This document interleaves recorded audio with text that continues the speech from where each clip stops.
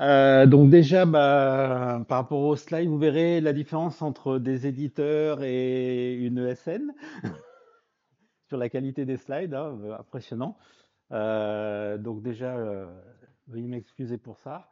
Et puis le jeu, l'exercice qu'on vous propose ce soir, c'est de dire, bah voilà, Vincent nous a présenté des nodos, data platform, data virtualisation, et donc très rapidement exploitation de données métiers en vue d'aller dans vraiment la gestion de données métiers, apporter de la valeur avec ces données métiers, avec la BI, le reporting, et puis maintenant l'IA.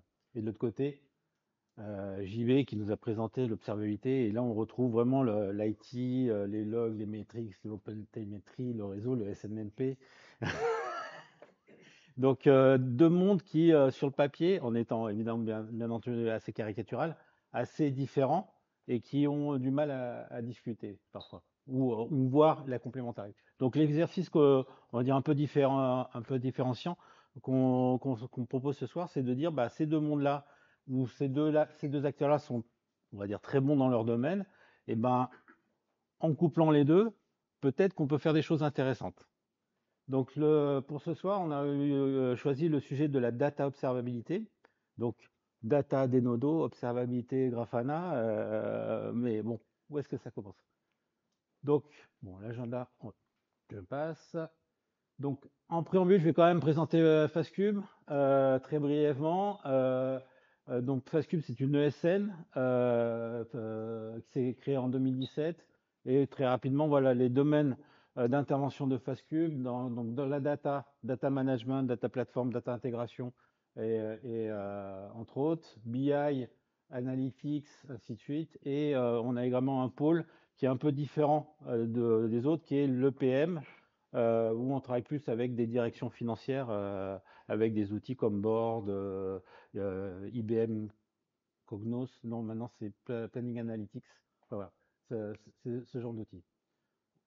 On a une liste de partenaires avec lesquels on travaille et donc les différentes technologies. Donc dans le monde de la data, en haut on a des nodos, mais on a également partenaire avec des offres du marché assez standards, Snowflake, Databricks, Confluent, TIBCO, Boomi. Et sur la partie BI, alors j'ai regroupé sous le pôle BI, peut-être des gens seraient un peu vexés, mais voilà, Grafana, Board pour la partie EPM, et puis après, comme beaucoup de monde, Power BI et Tableau. Voilà, une ESN, des partenaires, et on travaille en collaboration avec les éditeurs pour déployer leurs solutions. Dernier petit mot concernant la société. On est présent, donc on a 3 sites en France, un au Canada, et on a également une équipe à Casa qui nous permet, bien entendu, d'être, d'avoir des offres adaptées parfois, déjà pour l'Afrique du Nord et le Middle East, mais également pour la zone IMIA à imaginez bien, des tarifs nearshore, pas des tarifs parisiens. Voilà, j'en ai fini, j'ai fait ma BA, présenter la société quand même. Donc, en préambule, pourquoi ce sujet de data observabilité? Déjà, c'est parce que, comme certains, par mon JB est quand même assez ancien, on a fait pas mal de projets data dans notre vie et on a eu la vague des MDM, des data lake, des clusters Hadoop, des data warehouse. Et je ne sais pas pour vous, mais si je fais un retour sur l'expérience, il y a quand même pas mal de projets où ça s'est pas forcément fini très bien, ou dit plus poliment, la valeur ou le retour sur investissement qu'a pu refaire n'était pas forcément énorme. Le cas le plus typique, c'est, enfin, pour ma part, ce que j'ai vécu, les Hadoop, on fait des data lakes, on injecte de la donnée, on injecte de la donnée, et puis à un moment donné, quand on veut l'exploiter, c'est très compliqué, et voilà. Deuxième chose, pareil, sur une base d'expérience, on a déployé de l'observabilité métier, enfin, de l'observabilité orientée métier, et on a eu en fait une grosse surprise, c'est-à-dire qu'on a eu un énorme succès et une énorme adoption par la communauté. La volonté avait été de dire on va faire donc de l'observabilité applicative, voilà, mais en visant le métier. Ça a été une vraie success story, ce qui fait que au bout de quelques semaines, tous les acteurs ouvraient Grafana tous les matins pour voir si, alors en l'occurrence, c'était un projet de transformation finance. Donc beaucoup de processus métiers et tous les acteurs d'entreprise, et ben, allaient tous les matins voir si, pour faire simple, si c'était vert ou rouge. Et grosso modo, si leur domaine était vert, et appeler leurs collègues à côté si après un cas particulier. Et puis, par rapport au sujet aujourd'hui, évidemment, c'est une synthèse de beaucoup de thèmes. Et chez certains clients, on a eu des demandes dans tel domaine, tel domaine. Donc, on propose aujourd'hui, c'est en fait de reprendre tout ça dans une initiative globale. Aujourd'hui, bon, j'ai mis des petites astérix. J'ai tendance à utiliser le mot opération, exploitation, et je sais que le mot opération en particulier, pour beaucoup de monde, peut avoir une notification. Opération commerciale, ou ça peut être des organisations métiers. Donc veuillez m'excuser ce soir, quand moi je vais utiliser le mot opération, c'est vraiment le côté support, maintien en condition opérationnelle, vraiment le côté exploitation. Voilà. Et puis pour le reste, on va avancer. Donc, lorsqu'on travaille entre autres avec nos amis de Denodo sur des projets clients, donc aujourd'hui on a quand même pas mal de missions qui viennent de la volonté de beaucoup d'entreprises de se transformer, de devenir data-centric. On va dire, il a peut-être eu un effet de mode, mais toujours est-il que beaucoup de sociétés ont nommé des CDO en mettant la data au cœur de l'organisation et de la transformation des métiers. Donc, un projet de transformation data-centrique, transformation digitale, mais orientée autour de la data, très rapidement, on va se dire, mais quand on va déployer ça, ça va toucher tout le monde. Donc, c'est-à-dire que le CDO, le management, de manière générale, dit, je vais transformer mon organisation, je vais transformer mon process. Est-ce que ça va servir? Est-ce que tout ça, ça va fonctionner? Est-ce que la data, si je reste concentré sur la data, elle va être utilisée? Est-ce qu'elle va être utilisée partout, par tout le monde? Est-ce que chaque acteur, chaque producteur de données va se sentir responsable de ces données? Parce que généralement, je le fais évidemment toujours pareil de manière caricturale, c'est un problème d'IT. Moi, mes données, c'est dans mon fichier Excel et ça me va très bien. Et je veux les données des autres, je ne veux pas partager mes données avec les autres. Donc, on a un challenge par rapport à la direction qui investit dans cette transformation, évidemment, dans le but d'apporter la valeur. Après, très rapidement, on a des data owners ou des managers de data ou de data platform qui arrivent, à qui on va demander, tu es responsable de la donnée, donc tu dois veiller à ce que ta donnée elle soit bonne, disponible, de qualité. Donc ça, déjà un premier enjeu, donc garder le contrôle de la donnée. Et très rapidement, et là c'est un historique plus intégration, à partir du moment où vous allez partager la donnée, les consommateurs, dès qu'ils auront un problème, et dès que vous faites de l'agrégation de données, donc des nodos multisources, et puis à la fin on a un super KPI, si la personne vous appelle en disant le KPI il est pourri, il va appeler la data platform. Il ne va pas se dire ah oui mais c'est normal, c'est parce que dans un coin la donnée n'était pas bonne. Donc c'est-à-dire que très rapidement le data owner ou par délégation le data platform va devoir prouver et trouver d'où vient l'anomalie de la data. Je ne sais pas si certains de vous ont déployé de la data intégration de manière large dans les entreprises. Très rapidement, c'est le bus, c'est le AI, les ETL qui sont la root cause de tout. C'est jamais les applications. Et donc, il faut prouver que la donnée qui est mise à disposition pour vos processus métiers, elle est sous contrôle. Ça ne veut pas dire qu'elle est forcément toujours parfaite, mais quand il y a une anomalie, vous savez vous savez vite identifier la source du problème. On peut dire que fréquemment, c'est la source, la data source qui est fréquemment à l'origine. Mais ça peut être un change, un déploiement, une panne matérielle, enfin n'importe quoi. L'IT a évidemment des challenges, parce que tout ça, c'est de l'IT à un moment donné. Il faut que ça marche. Il y a de la data, il y a du volume, il y a de la performance. Si on traîne un peu, on a la dette technique. Donc, comment on fait? Et puis, à la fin, et c'est peut-être pour moi, si je devais garder un point, c'est lorsqu'on a une stratégie data et qu'on commence à publier de la data au niveau de l'entreprise, ça ne fonctionne que si l'utilisateur a confiance dans la donnée. Parce que vous lui demandez généralement de passer de ses fichiers Excel qui s'échangent avec ses copains, en disant maintenant tu n'utilises plus tes fichiers Excel, tu viens chercher les données sur ma data platform, dans mon MDM, dans mon data lake, Et la personne, si elle n'a pas confiance, et si de temps en temps, elle a la preuve que c'est pas bon, et ben votre data lake, et ça je l'ai vu maintes fois, il n'est pas utilisé. Vous avez vos 40 machines, votre cluster Hadoop, et personne ne se connecte dessus parce que personne n'a confiance dans la donnée. Et celui qui gère ne peut pas prouver qu'elle est bonne. Enfin, n'a pas prévu de. Donc, ces enjeux-là, et ben en fait, on a des populations totalement diverses et variées. On a de l'IT, on a de la data centrique, et très rapidement, on a en fait toute la communauté d'entreprise. Et ben en fait, la proposition, c'est de dire, bah, tous ensemble, pour le bien de tout le monde, on va regarder si notre donnée est sous contrôle. Je vais utiliser parfois le mot, est-ce qu'elle est en bonne santé? Est-ce que ma donnée, elle est en bonne santé ou inversement, ou est-ce que j'ai un problème? Et on appliquera le traitement, parfois de cheval, si nécessaire.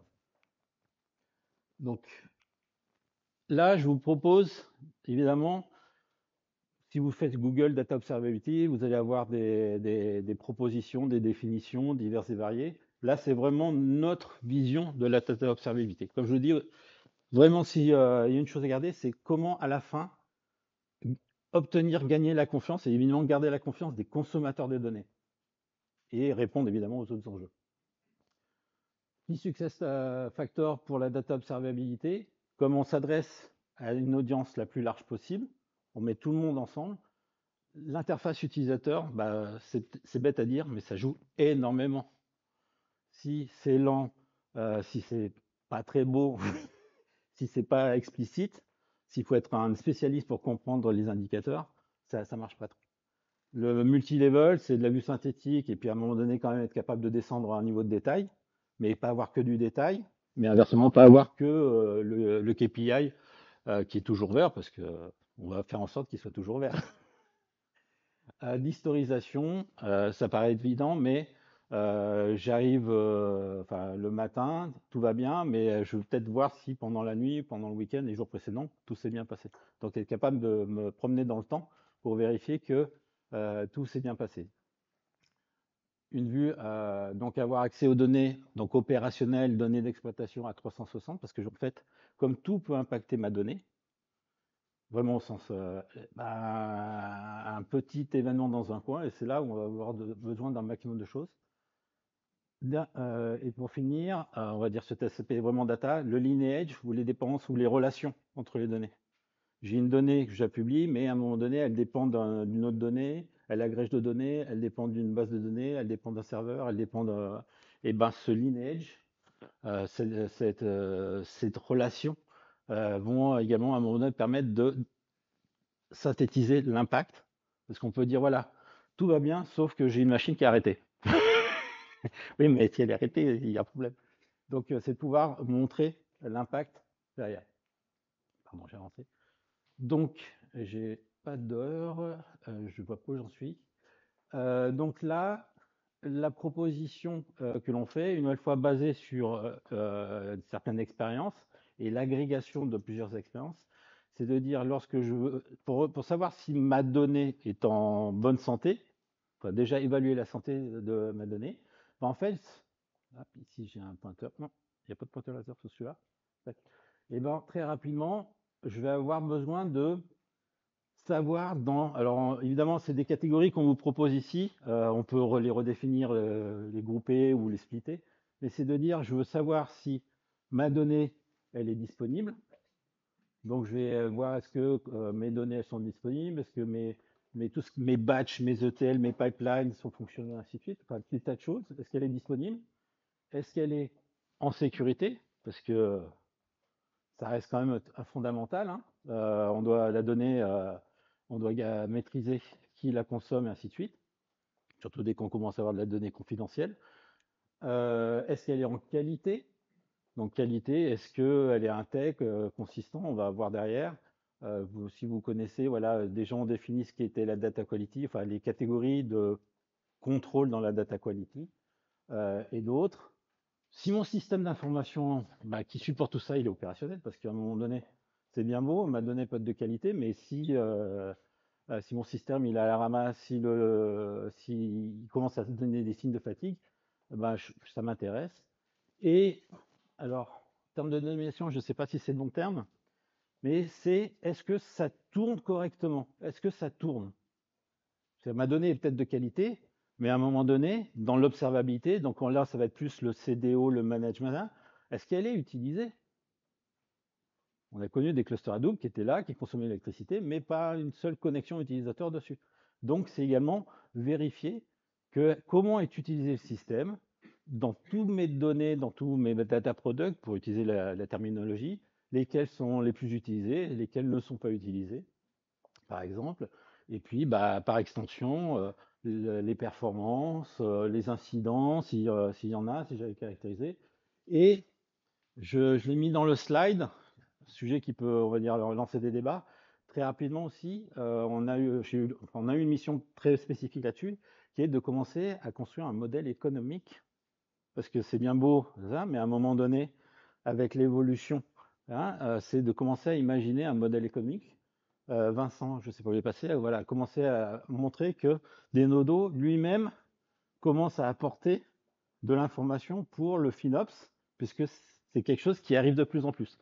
Et j'ai fait l'impasse sur l'empreinte carbone, qui risque d'arriver un jour, où il faudra associer ce type d'indicateur.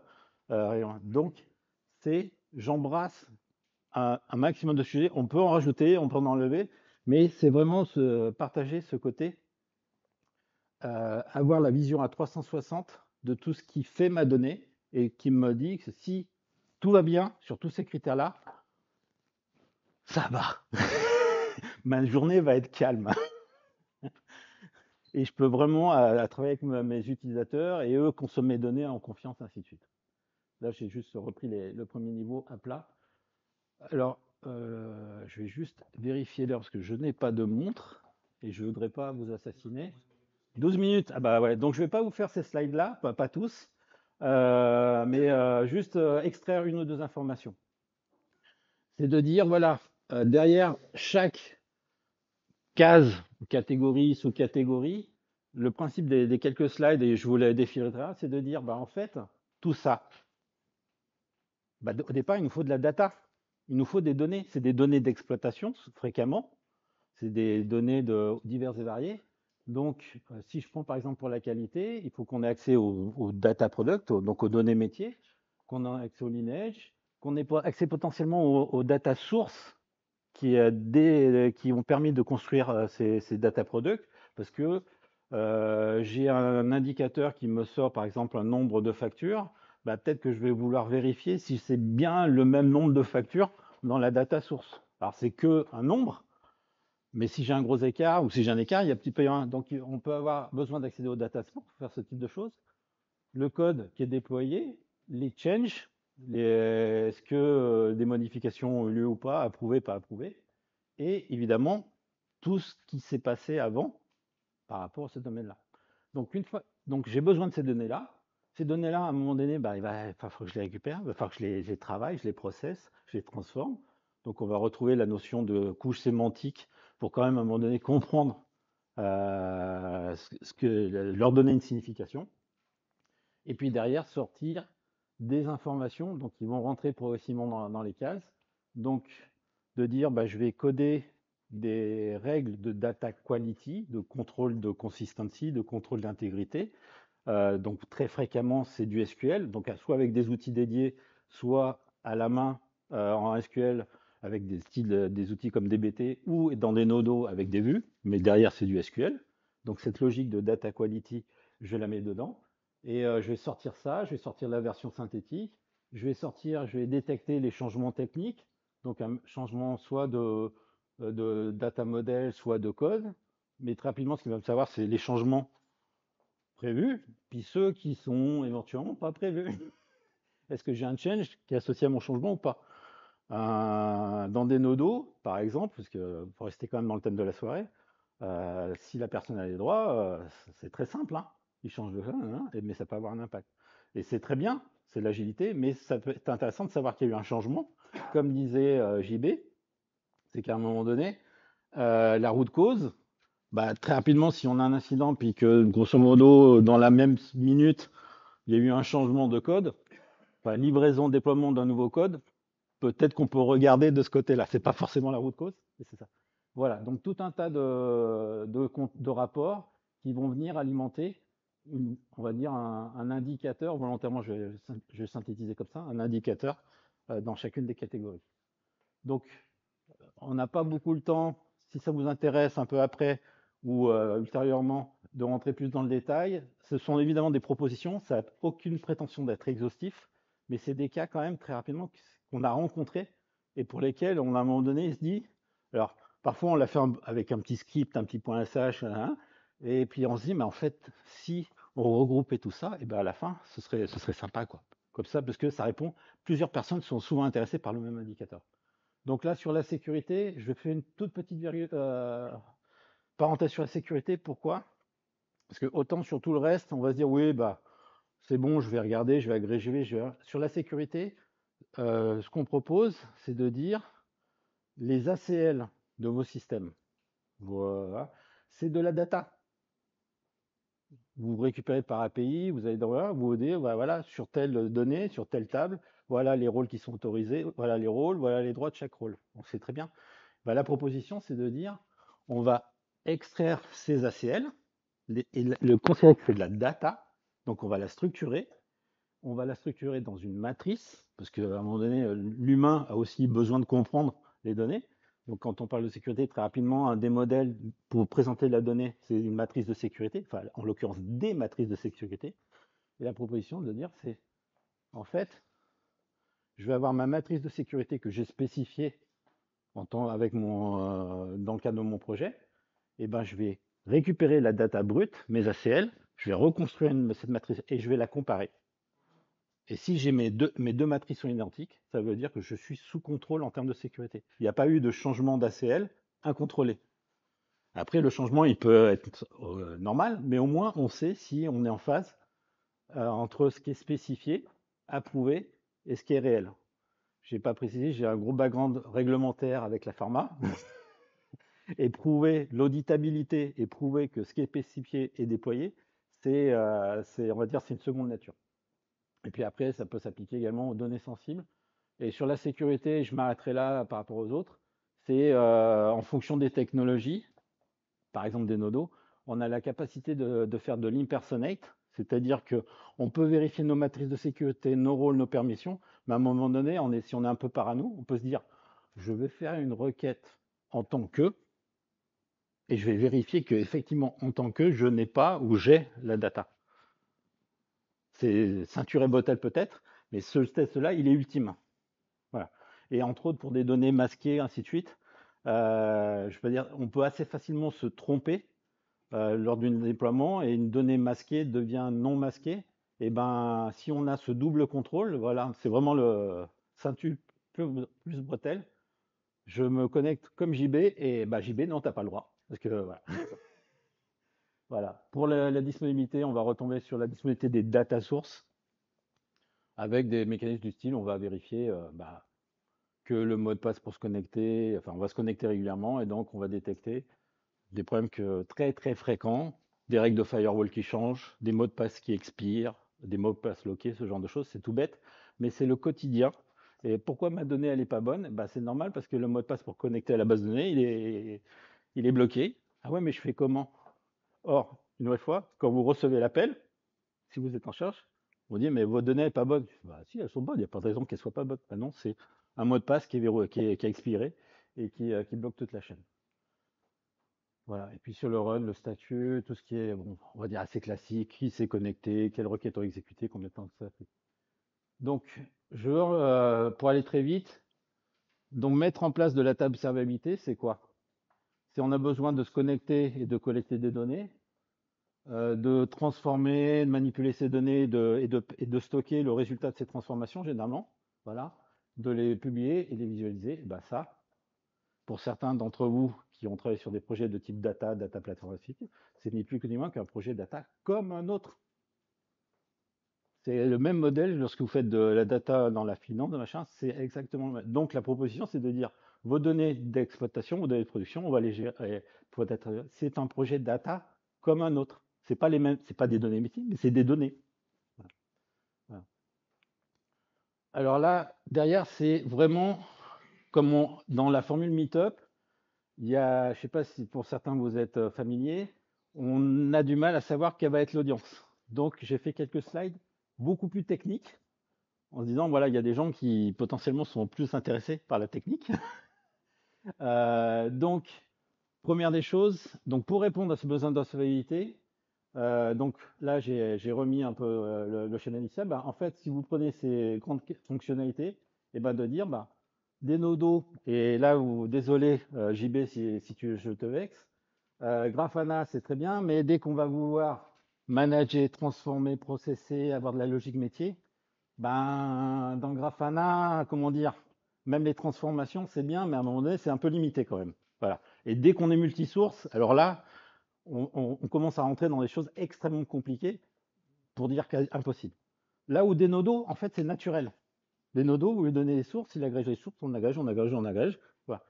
Voilà. Mais des donos, comme l'a dit Vincent, c'est un middleware. Il n'y a pas d'IHM, il n'y a pas de couche de présentation, il n'y a pas de couche de stockage. C'est d'ailleurs, hein, on prend la donnée, on la virtualise et on la sert à la volée. Et donc, mais à un moment donné, ce que j'ai calculé, il faut quand même que je persiste. Donc en fait, en couplant les deux, eh ben, en fait, je réponds à tous mes besoins, mes capabilities qui vont me permettre de déployer de la data observabilité. Je traite ma donnée, je l'agrège à et je la visualise. On a le meilleur des deux mondes, si je peux dire ça, qui vraiment collaborent. C'est pas l'un ou l'autre. Là, j'ai listé un tas de points. Je ne vais pas les énumérer, mais pourquoi Grafana? Bah, l'adoption, la navigation time series, time based, parce qu'on est dans le domaine de l'observabilité. On n'est pas dans Power BI, on n'est pas dans Tableau. C'est vraiment l'axe temps. On veut se promener dans le temps, on veut réduire la fenêtre, on veut agrandir, on veut aller dans le passé, et ainsi de suite. Voilà. Et puis, bon, l'alerting, j'en parlais, mais un modèle aussi très, très important qui, retour d'expérience, fait le succès de ce type de projet, c'est quand on commence cette démarche-là, eh ben, on commence avec quelques indicateurs sur lesquels on a passé, puis après on va se dire, ouais, non, finalement, je vais changer ceci, cela. Et donc, la capacité de modifier, de rajouter des dashboards, de rajouter des données, d'agréger des données, c'est quelque chose d'extrêmement facile avec Grafana, puisque grosso modo, chaque dashboard est un fichier unique, un fichier JSON, donc c'est assez facile de déployer. Là où une application Power BI, on va retomber sur un cycle de vie d'une application avec des phases. Donc, pour comparer, parce que vous imaginez bien qu'on est, mais avec Power BI, je peux voir des camemberts, des histogrammes et des gens. Pourquoi je vais chercher un autre outil? Oui, mais c'est pas la même philosophie. C'est pas la même philosophie. Et l'agilité est essentielle parce que très rapidement, on a un incident. Ah zut, je l'ai pas détecté. Peut-être que j'ai une donnée, la donnée je l'ai, mais j'ai pas mis l'alerte, j'ai pas mis le filtre ou j'ai pas le voilà. Et donc, voilà, on a envie d'aller assez vite. Et des nodos, bah, virtualisation, de tas de choses. Pareil. Donc là, vraiment, désolé pour ça va être, on va dire, très technique, mais une nouvelle fois, c'est en fonction de potentiellement des gens qui pourraient être intéressés. La configuration que l'on a mise en place chez nous, et quand je dis on l'a mise en place, c'est-à-dire qu'elle fonctionne. Alors, évidemment, on est dans un lab, on n'est pas sur un volume d'activité, mais on part. Alors, il nous faut d'abord une data platform. On est partenaire des nodos, donc on a choisi des nodos comme data platform métier pour démarrer. Voilà, et aller sur des serveurs. Voilà. Donc très rapidement, la première chose qu'on a fait, parce que nous, on n'a pas de Splunk, on n'a pas d'Elastic, enfin, on n'a pas ce genre de choses, bah, on a commencé à déployer nos exporteurs Prometheus, tac, tac, tac. On les a fait passer par un Kafka parce que c'était élégant, voilà. Et puis tout ça, pouf, ça part directement dans le Grafana Cloud. JB n'a pas dit, mais sachez qu'il y a une version free de Grafana Cloud qui déjà vous permet de faire des choses extrêmement poussées. Parce que les limites de la version free sur les volumes sont déjà hautes, hein. On peut aller assez loin. C'est le nombre d'utilisateurs, on va dire la principale restriction. Donc, on met ça. Donc là, on est vraiment sur du système classique, des logs, des métriques, ce genre de choses. Ah, pardon, c'est pas le bon bouton. Après, bah, on s'est dit oui, mais là maintenant, on va rentrer dans la data observabilité. Donc, je vais utiliser la puissance de Denodo. Donc, dans Denodo, première des choses que je vais faire, c'est que je vais configurer toutes mes data sources. Donc, dans Denodo, on appelle ça data source. Donc, je vais me connecter à l'Active Directory parce qu'à un moment donné, j'ai des rôles, mais j'ai des utilisateurs. Donc, à un moment donné, JB, mais en fait, à quoi il a droit JB? potentiellement, la plateforme, elle gère que des rôles, et c'est dans l'Active Directory qu'il y a role user. Donc, voilà. Après, on a les outils Denodo Solution Manager qui nous donnent l'information du système, Denodo en lui-même au sens serveur, le scheduler, et ça, c'est des informations qui sont accessibles potentiellement, fréquemment par des protocoles différents. Savoir dans Denodo si un job planifié dans Denodo a fonctionné, ainsi de suite, c'est une API REST. C'est pas une entrée dans une base de données. Donc, pour aller chercher cette information-là, bah, vous savez, dans Denodo, il y a une data source REST, et, ben là, et on récupère très rapidement. Voilà, ainsi de suite. Plus des petites choses, on va dire, homemade, pour aller chercher des données JMX de type notification qui ne sont pas supportées par le JMX exporteur de la communauté. Voilà, donc on a fait ça. Et puis une fois qu'on est dans le monde des nodos, ben, on commence à attaquer la partie structuration de données. Donc un premier modèle de données, donc on va rester sur des choses assez classiques, session, utilisateur, rôle, privilège, job, voilà. Un petit data source bit, donc on va pinguer, entre guillemets, à toutes les X minutes, toutes les data sources, et pas uniquement les databases, mais n'importe lesquelles. Et après, dessus, on va vraiment construire des vues, en l'occurrence, enfin des données qui, elles, agrégées, porteuses de signification, donc nos indicateurs qui vont nous permettre de couvrir la roue complète. Et puis, bah, tout ça, une fois que Denodo a fait tous ces calculs-là, et ben Denodo, et ben, il va pousser ou mettre à disposition ces données-là pour Grafana, et on va avoir en fait une connexion bidirectionnelle. Donc, par exemple, Kafka Connect va prendre des données dans Denodo, va les envoyer là. En mode job, le Loki exporteur, il va prendre des données de Denodo, il va les porter dans Loki.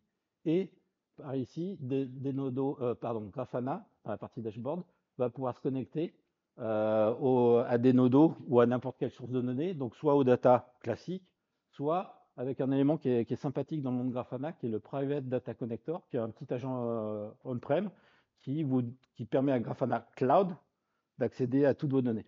Et comme on peut accéder par exemple à des nodos, une fois on est dans le cadre de notre lab, en ODBC, et ben, on a un chemin ODBC au lieu de haute, si on préfère. Donc ça, tout ça, c'est pas, ça marche. Si voilà, on a fait le choix. Et ainsi, dernière petite chose, dans le cas de notre lab, pour calculer nos indicateurs, à un moment donné, on a besoin de seuil, de configuration, enfin de master data, on va dire, pour vraiment calculer l'indicateur. Le choix qu'on a fait, et nos fameuses matrices de sécurité dont je parlais, eh ben, on les stocke dans SharePoint Online. Et Denodo sait facilement se connecter à un fichier Excel, parce qu'il adore les fichiers Excel, hein, parce que c'est ta première source de données. Mais en l'occurrence, des fichiers Excel directement sur SharePoint Online. Donc, on récupère la donnée et au passage, on bénéficie de l'édition web de fichiers Excel collaborative. C'est plus simple que de copier un fichier, d'uploader un fichier à un endroit. On édite le fichier Excel et boum, il devient disponible tout de suite. Voilà. Et là, pour finir, des captures d'écran rapides. Donc, c'est pas tout à fait le modèle que je vous ai présenté qui au départ était on va juste un graphe généré dans Excel pour présenter le concept. Ça, c'est un écran dans Grafana. C'est un panel, voilà. On a utilisé, je l'ai marqué dans ça, mais j'ai pas précisé, pour faire ce type de. On n'est pas en standard des panels Grafana, c'est le plugin eChart. En fait, toute la bibliothèque Apache eCharts, il existe un plugin qui vous donne accès. Et donc, on a des compléments pour arriver à des présentations sexy. Et ça, voilà, c'est-à-dire que là, pour l'exemple, on a dit, bah, mon job qui fait un refresh cache, et ben, il s'est mal passé, mon cache, voilà. Et ben, ça me permet de me dire où ça a un impact. Donc ça, c'est la vue synthétique. Et puis après, évidemment, derrière, vous pouvez imaginer qu'il y a toutes les vues détaillées, les tops de requêtes, les tops de ceci. Enfin, ça, c'est pas un souci. Et est-ce qu'on peut faire, donc, pareil, pour faire du lineage, on peut avoir ce type on a également le côté network, si on veut. Enfin, après, on va retomber sur les problématiques BIA, c'est comment faire du joli et du compréhensible pour une population. Mais le choix, et c'est là, on va dire le retour d'expérience, quand je vous dis, si vous arrivez, enfin, c'est ce qu'on nous, on avait fait sur un programme de transformation finance, c'est que c'était ça, entre guillemets, la home page, le dashboard principal. Et donc, les gens, tous les matins, ils allaient voir. Alors, le problème, c'est qu'après, Grafana, ça devient un outil de production. C'est-à-dire que quand il n'est pas disponible, il fait, mais attends, Moi, et c'est là où parfois un mode un peu pilote, sandbox, quand on l'ouvre à des business, parce que voilà, les communautés larges, ça devient un outil à proprement parler sur lequel bah, il faut qu'on s'engage en termes de disponibilité et de qualité. Voilà. Après, là, un peu gadget. Dans des nodos, vous avez des traces de requêtes, puisqu'une vue, d'une vue, d'une vue, d'une vue jusqu'à une data source. Et ben, on s'est entre guillemets amusé à convertir ça en tempo, pardon, en open télémétrie. Voilà, le format c'est open télémétrie, mais envoyé à tempo. Et là, c'est la représentation d'une requête des nodos dans le temps, donc une vision Gantt, là où dans le design studio, c'est quand même moins sexy, on va dire c'est comme ça. Et là, c'est pour mettre en évidence la sécurité. Je vous ai dit, voilà, quand on compare la sécurité, évidemment, on va sortir un booléen, bon, pas bon. Voilà. Mais pour vous montrer, c'est de dire, voilà, on a un fichier Excel qui va, on va dire, de type, pour un type de privilège, on a un fichier Excel de type matrice. Et dans Grafana, alors là, c'est vraiment pour vous montrer côté visuel, on est capable de présenter cette même matrice, la vraie. On a un indicateur qui va vous dire c'est bon, c'est pas bon. Et on peut cliquer derrière, mais derrière, on va voir quelle est la matrice. On ne s'est pas amusé dans l'exemple ici à faire des changements de couleur, mais on pourrait dire, bah, cette cellule-là, en fait, c'est celle-ci qui est en déviation, et on pourrait lui mettre un code couleur en disant, bah, voilà, c'est le niveau de privilège pour tel groupe, pour telle vue qui est en décalage avec la spec. Voilà. Des petites visualisations sympas. Conclusion, voilà. Donc, pour nous, on est convaincu pour l'avoir vécu, c'est que garder le contrôle de ces données et gagner la confiance des utilisateurs, c'est clé pour réussir un projet de transformation data. Et pas répéter ce qui s'est produit depuis on va dire un certain nombre d'années sur tous ces systèmes autour de la data. La confiance, comme j'ai dit, et ben, en couplant Grafana et Denodo, et ben, en fait, c'est très simple, très rapide. Alors évidemment, si vous n'avez pas Denodo, on peut dire pourquoi, mais si vous l'avez déjà, c'est très rapide d'aller dans ce domaine-là. Par contre, voilà, le verrou psychologique, c'est de dire, je peux virtualiser de la donnée d'exploitation. Je ne suis pas obligé de virtualiser que de la donnée finance, que de la donnée. Hein. Je peux également virtualiser de la donnée d'exploitation puisque j'en ai besoin pour sécuriser, en l'occurrence, la qualité des données. Et dernière chose, avec Vincent et JB, lorsqu'on a un peu préparé, peut-être pas assez, préparé, on s'était dit, mais en fait, il y a d'autres sujets, mais on n'a pas le temps d'aborder. Mais on avait imaginé, on a déjà pensé à d'autres use cases, donc aller beaucoup plus loin dans le FinOps, parce que Denodo propose des données financières sur Denodo, mais on va chercher les données typiquement des acteurs cloud, on merge en commun et on présente quelque chose de beaucoup plus fin et surtout de beaucoup plus temps réel. Tu as parlé de l'enrichment sur du Kafka. Un Kafka, Denodo prend le 1, il l'enrichit et passe la main à Grafana. Tu as également présenté, parce qu'il y a une question, euh, donc toutes ces données d'exploitation, elles sont voilà, généralement disponibles, mais ces systèmes-là n'ont pas forcément une gestion de sécurité fine. Et donc Denodo, en mettant Denodo entre guillemets en surcouche de sécurité sur ces données d'exploitation, bah, vous pouvez se dire, bah, je peux commencer à les partager avec une audience plus large puisque je maîtrise la sécurité. Là où généralement d'autres, c'est un compte technique qui a accès au log, et ben, les données de log, par exemple, ou des logs de type JSON, et ben, je vais pouvoir anonymiser, masquer des données en fonction bah, des rôles de la personne. C'est assez intéressant. Et là, alors là, on est dans la bonne. Non, non, mais plus sérieusement, et je m'arrête là. En fait, qu'est-ce qu'on voit dans les grands groupes? On n'a pas fait de sondage, mais les grands groupes, pour l'avoir vécu, les gens du réseau ont leur outil Cisco qui monitorent parce qu'il répond exactement à leurs besoins. On a les gens qui vont du Microsoft, qui ont leur SCOM, et ça répond exactement à leurs besoins. Il y a l'équipe opération qui a fait un investissement sur Splunk, mais compte tenu du volume, leur Splunk n'est utilisé que pour le système. Et donc, en fait, dans les grands groupes dans lesquels je suis intervenu, voilà, c'est qu'on va avoir, comme dans tout, beaucoup de technologies d'observabilité. On a de l'élastique, ainsi de suite. Et ces éditeurs-là vous disent, bah, d'abord, vous en choisissez un, vous faites un programme de transformation, Vous mettez tout dans un seul outil d'observabilité et après, vous serez les rois du monde. Sauf que votre programme de transformation, comme un programme de data platform, il va durer 2 ans, 3 ans. Voilà. Et à la fin, vous aurez un et potentiellement, vos besoins vont évoluer et puis vos budgets, et potentiellement, ils auront fondu aussi comme neige au soleil. Et ben, une idée, mais c'est de dire, mais en fait, quand on a dit que embrasser toutes les données dans une seule plateforme, en fait, on n'y arrive pas. Il y a des gens qui ont dit, mais on va sortir le principe du data mesh, c'est-à-dire qu'on va départementaliser, enfin par domaine plus exactement, pour utiliser la terme, on va faire le data mesh, c'est-à-dire qu'on va redescendre d'un cran pour que les gens soient suffisamment autonomes pour gérer les données dans leur domaine. On va donner un peu de liberté, parce que à l'échelle d'un département, ils vont y arriver. Là où à l'échelle globale, la seule gouvernance va bloquer l'exécution des projets. Et ben, sur l'observabilité, moi j'ai le sentiment que tôt ou tard, pas nous parce qu'on n'est pas un acteur, le gardien ne discute pas avec le gardien, mais tôt ou tard, quelqu'un va dire, mais en fait, vous avez investi des millions dans Splunk, on ne va pas vous demander dans le Splunk, mais les données qui ne sont pas dans Splunk, on va avoir besoin de les agréger pour les calculer. Et ben, pour les agréger, il nous faut quelque chose au-dessus, multisource, et pour aller encore plus loin, qui transforme et processe ces données-là pour vraiment présenter des indicateurs synthétiques présentables à une audience large. Pour une population IT, à un moment donné, il faut être pragmatique. Un Grafana, Stack répondra et les IT seront contents. Mais dès qu'on va vouloir aller sur des utilisateurs du business et leur montrer, leur prouver que l'on garde, que le système est sous contrôle, et ben c'est là où le processing de données, la préparation de données et l'esthétisme des rapports devient essentiel. Et je suis désolé, j'ai fait trop long.